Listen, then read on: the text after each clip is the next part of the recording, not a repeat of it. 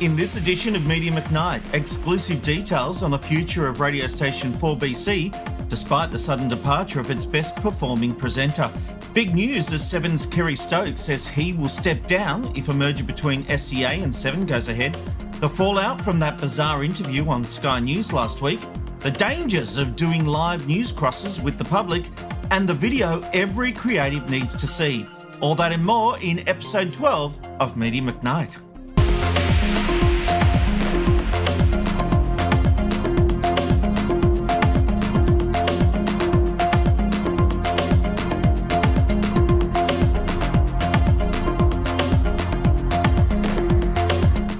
Hello, I'm television and radio presenter Rob McKnight. With over 30 years' experience, this is Media McKnight.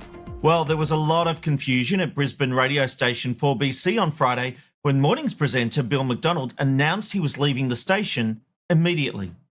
Hey, look, we're always full of surprises here on Mornings. Like to keep you guessing, and here's another one for you to wrap out the week. That's it for me. I'm calling it quits. I'm signing off not just for the week, but for the last time today. I had 30 years in television, and after that I wanted to have a go at radio, and I have loved the last 5 years here at 4BC with all the great people in the team. Got to call 5 gold medals at the Paris Olympics with Mark Levy in Sydney. What a blast that was. Well, it's lit a bit of a fuse. I love the Olympics, as you know. So after a break, that's what I'm going to do, chase my Olympic dream. Let me tell you, the station went into meltdown with most people at the Cannon Hill studios only finding out that McDonald was leaving when he announced the news live on air. Mornings was the highest rating daytime program on the station, increasing its share 1.2% compared to the previous survey. Now, it's left many wondering what will happen to local programming in Brisbane going forward. Many are fearing shows will be networked from Sydney, replacing local programming, i.e. Ben Fordham and Mark Levy beaming from Sydney into Brisbane. While Media McKnight can reveal there will be no change to the live and local strategy. All shows between 5:30am to 6pm weekdays will remain local. They'll be broadcasting from the Cannon Hill studios. The station has just employed its own local sales team, which has already seen revenue increases thanks to the focus on localism. While there is no doubt budgets are under pressure and all costs are being evaluated, 9 radio executives believe local programming is the answer to future success. Who'll be part of that future, though, remains unclear. Radio veteran Jason Matthews will host mornings until the end of the year, while 9 works out a plan for 2026. The next round of radio ratings will be released on Tuesday, the 14th of October, and that will help guide 9 on what is and what isn't working. A lot is riding on those results.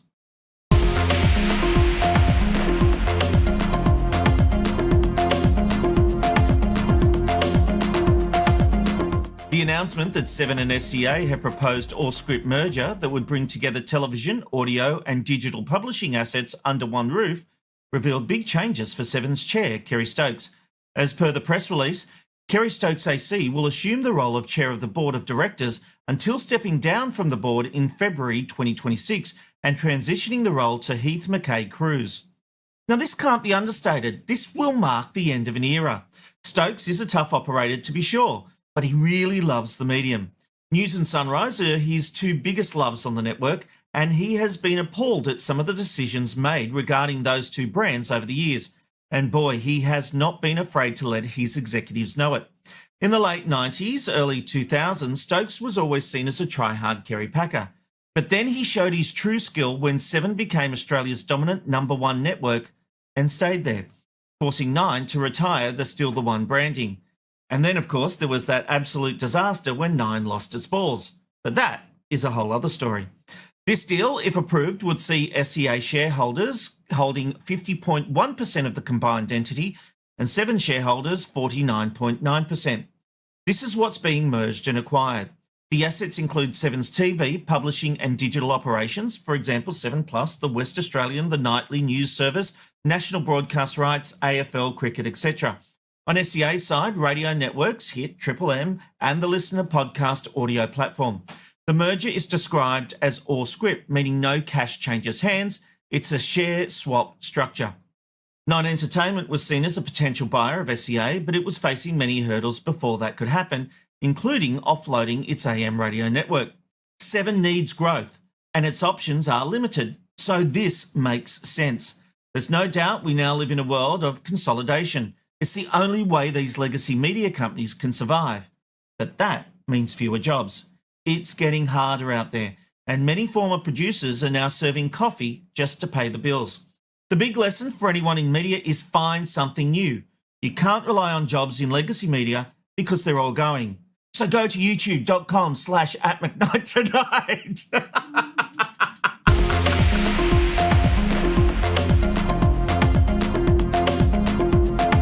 It's been a big week for Sky News Australia presenter Freya Leach, who was fired from her self-titled show, Freya Fires Up, this week. As I reported last week on Media McKnight, the show made headlines after guest Ryan Williams draped bacon over his shirt and told the host it was to protect him from terrorists, as he made further Islamophobic comments before being cut off. Now, to its credit, Sky News offered a full apology. But, as I said last week, an immediate review has been launched into Leach's program. The review will look at its guest booking and vetting procedures to prevent a similar incident occurring again. Presumably, the best solution would be to rip this show off the air. She might have a big future, but she's just not ready for the big time yet. And it turns out executives at Sky News Australia thought the same. Media Watch reports a producer has been fired, but Leach will continue to be seen on other programs. It's always the way. The person behind the scenes gets the chop. The presenter keeps presenting.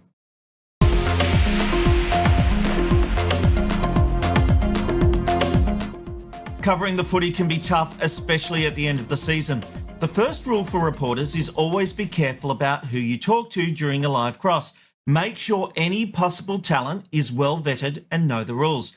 7 News reporter Bethan Yeoman found that out the hard way in the Royal Derby Hotel in Fitzroy after the Brisbane Lions won the AFL Grand Final.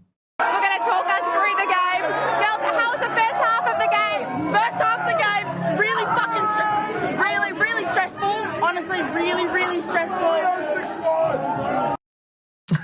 You can actually see the moment both reporter and the lady being interviewed realise what has happened. It was a genuine mistake. But it is one of the joys of live television, which doesn't have a 10-second delay like radio.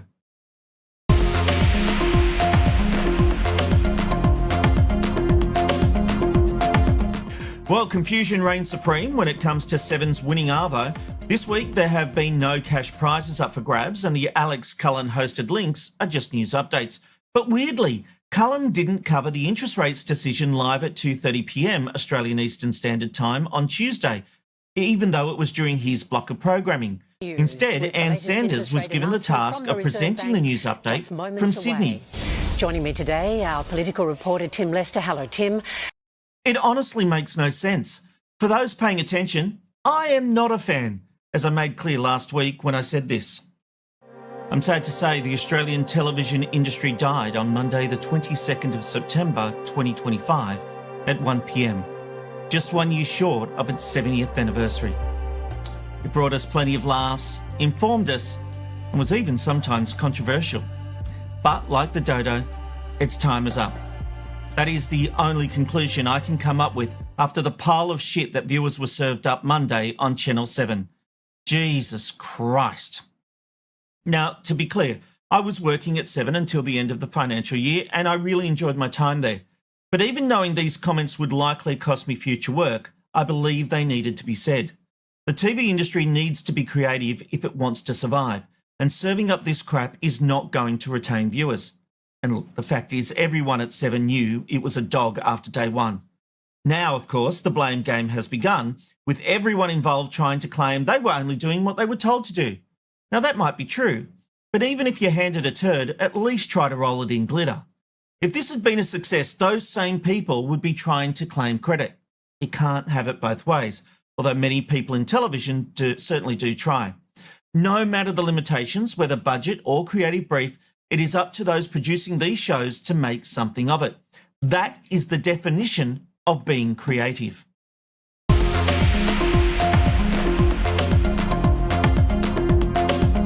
And speaking of creativity, there's a video everyone working in the media needs to see, and it's all about being creative. YouTuber Tom Scott talks about the greatest title sequence ever made. But he doesn't just do it from a studio or his bedroom or even his garage.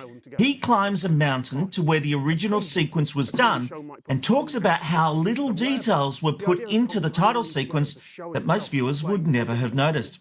He noticed though, and it inspired him. He now has 6.6 million subscribers, and each of his videos now have millions of views. Have a look at the title sequence from It'll Be Alright on the Night, and then Tom's reasons why it is the best he's seen. But of course, remember, this title sequence was made in the 90s.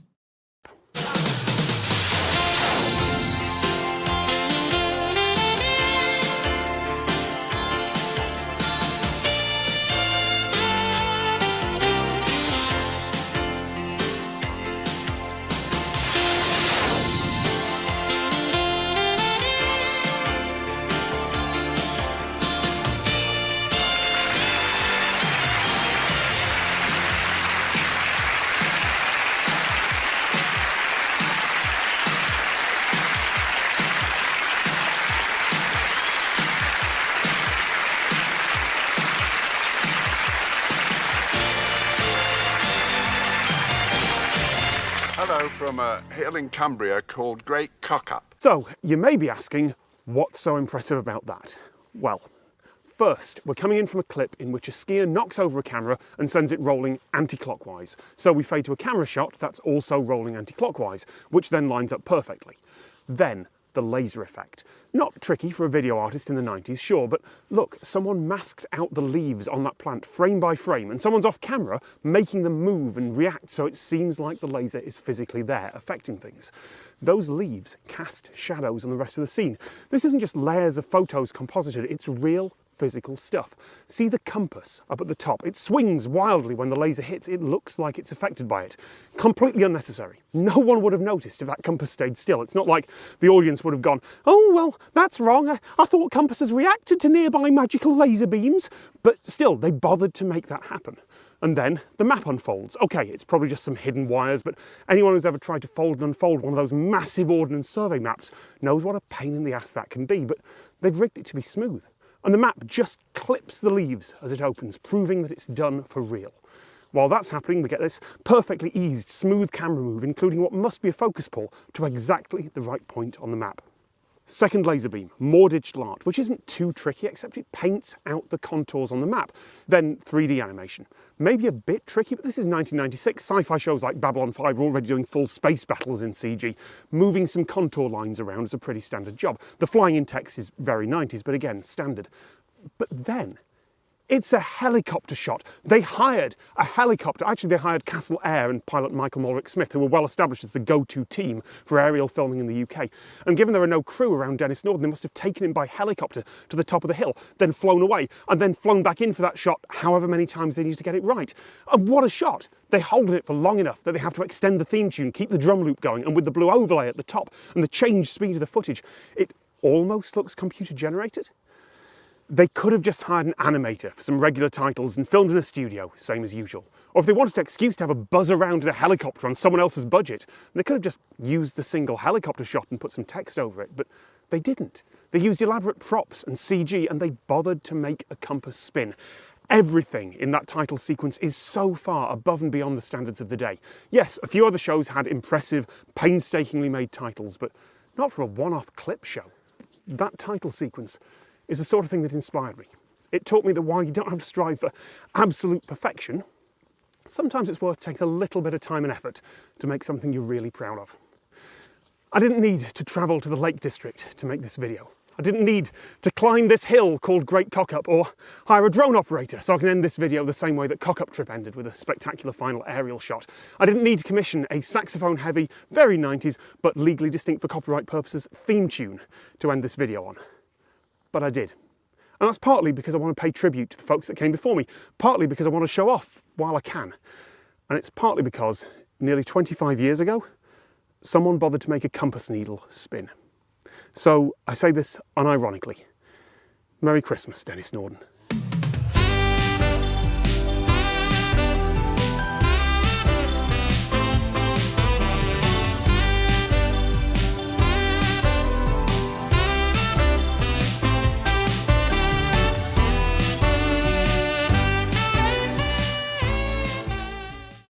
Now, even if you're not sure where it's going or why you're watching a video about an English TV show's opening title sequence, I promise you it is worth watching.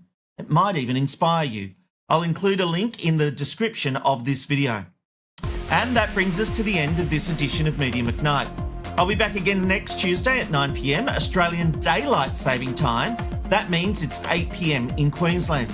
You can always catch up on episodes at youtube.com/@McKnight or listen through your favourite podcast provider. McKnight Tonight is celebrating 50 episodes Wednesday night, so I hope you can join me for that. And on Thursday, I'll be streaming all 50 episodes plus the pilot. We'll be going all weekend. Until then, I'm Rob McKnight. I hope to see you soon. It's good night from McKnight. Cheers.